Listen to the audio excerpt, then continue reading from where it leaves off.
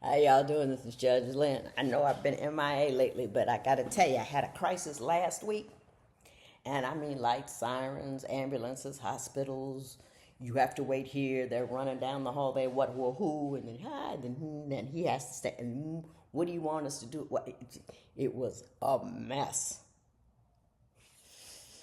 And I'm fine during the crisis.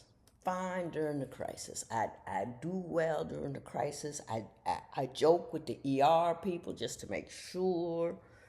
And then I come home, and once it's over or no longer critical, I dissolve. So I dissolved this weekend. I was in the bed just dissolving, and also acting a fool. I'm gonna tell you about a great thing I did, and ain't nobody gonna be impressed, but I was. Yesterday I made a meal. My son came and ate the meal, and he was like, "Mom, this is really good." And then the other one was like, "Yeah, it really is." And then the one son left, came back, said, "Can I add some more?" And I gave him some more. And he left, and he called after he ate it, and he said, "Mom, that was so good." Now, all I did was put a little package of grill mates on some chicken. But the less input I personally have on the ingredients, I think the better things turn out. So he was just amazed and excited, and I was thrilled. Although I did make the garnish myself with the garlic and the jalapeno and the onion and the tomato and the balsamic vinegar. I'm kind of getting into it. You know what I'm saying? I'm kind of getting into it. But I made a great meal. So I had a bad week, had a mushy weekend, but I did start on Mumford Mark. Not start on. I had the store was already started. I took everything out of the store too because I want to repaint in there, and I made some decisions I shouldn't have made. But I put up the front, and I'm still painting and everything. But that's gonna be the corner store, and then I got another store over there. I'm a fool, and I'm still working on Big Boy, and I'm still working on Little Lynn. Middle Mama just doesn't.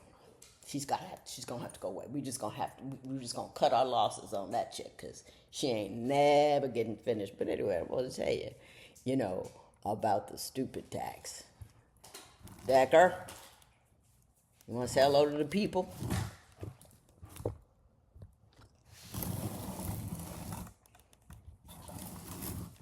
That's another thing I wanted to talk about down there. It's called the stupid tax. I pay a lot in stupid tax.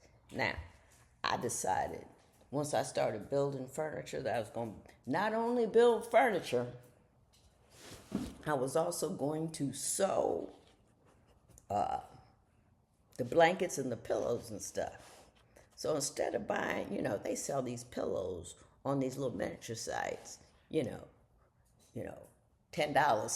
for 20 or something. They're cheap. What do? I go buy a whole sewing kit, knowing full well I cannot sew, but decided I could figure it out. Now, this was my first attempt at a pillow.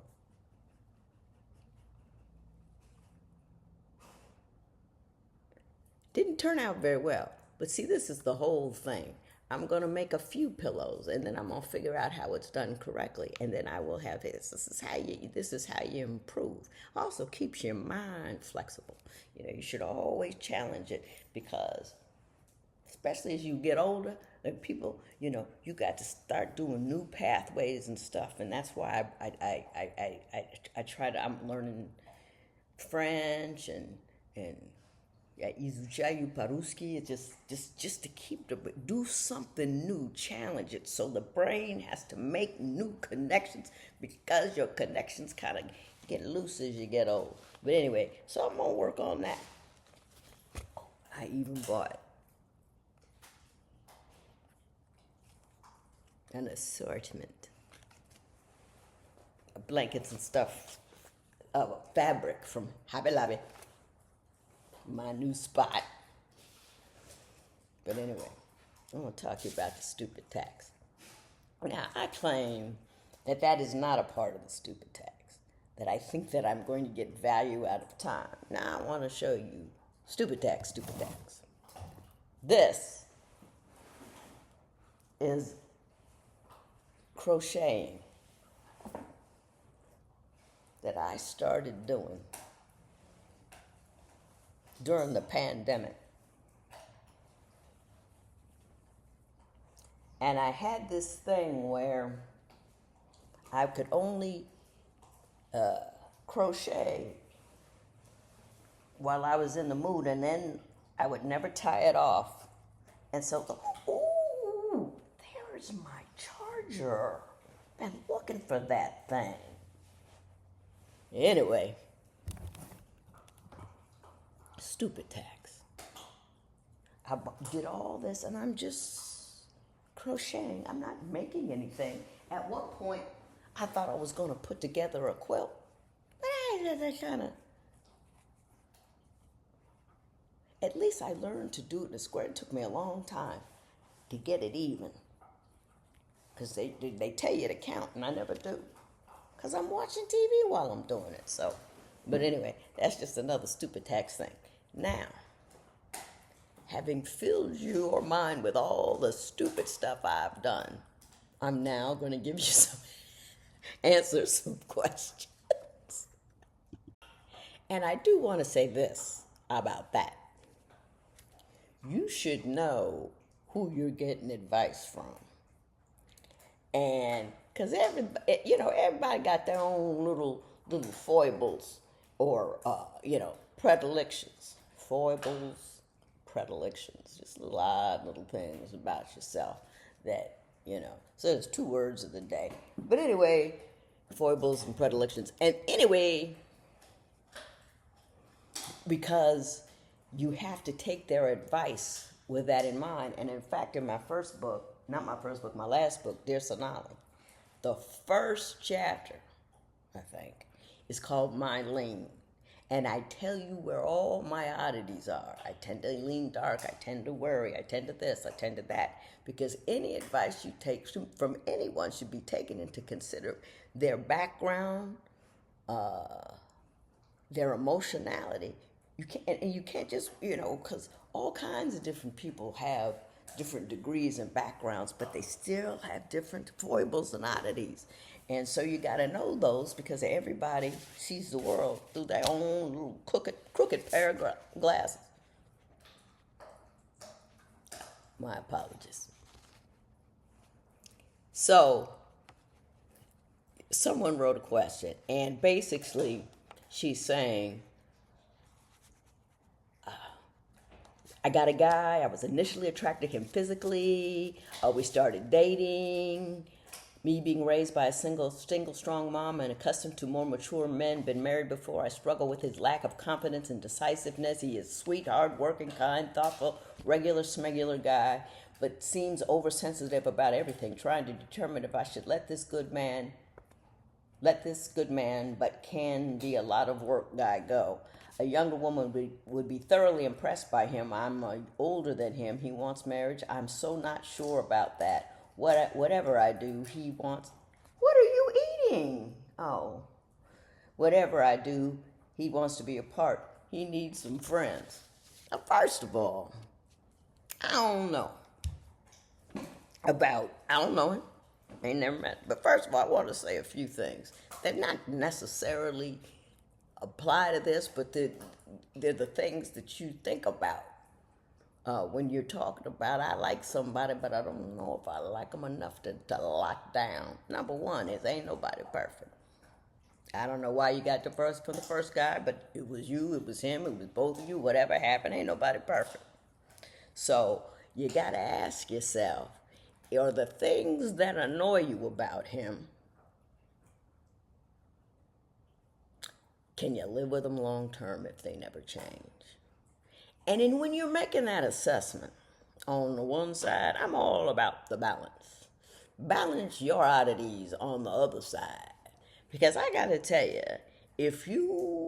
on a resume, if you put my emotional state in a resume, every man would run. She gets upset. I cried this morning about some nonsense. She's nervous. She's not particularly feminine. A good meal, people are just shocked.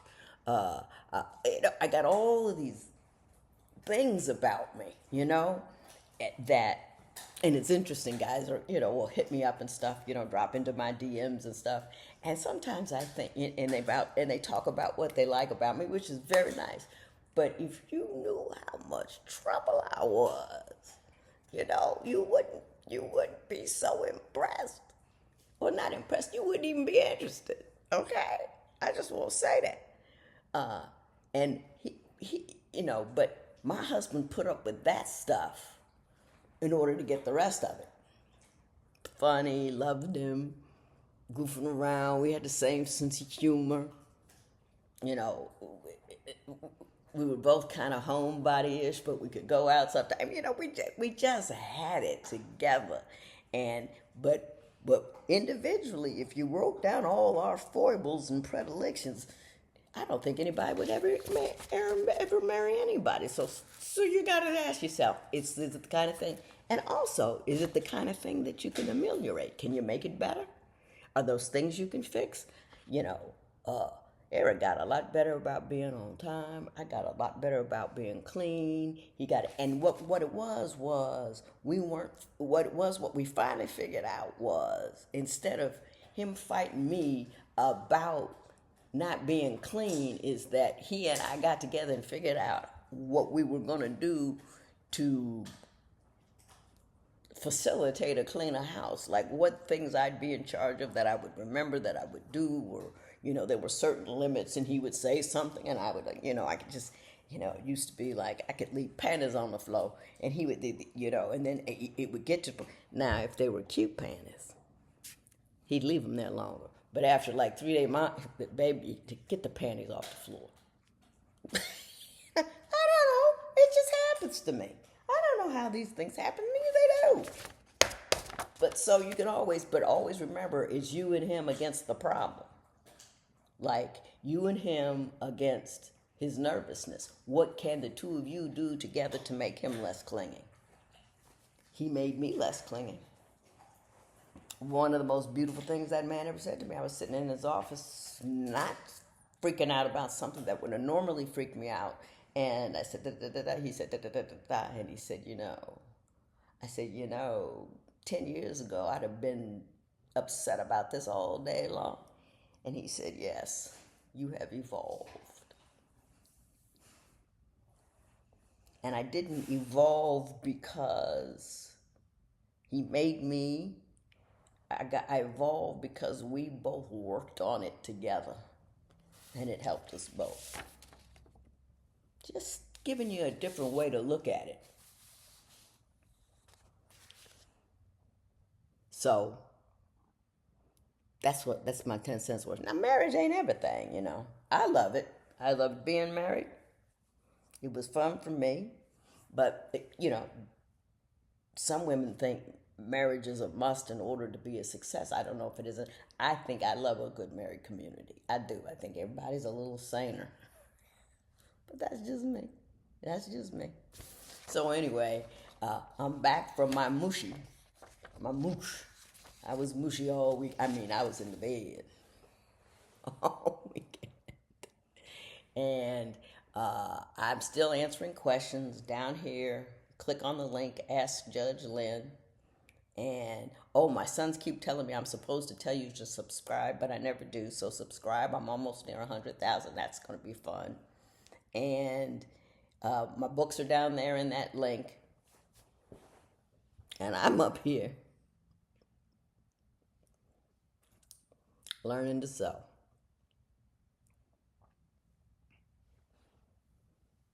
If I had a brain, I'd be dangerous.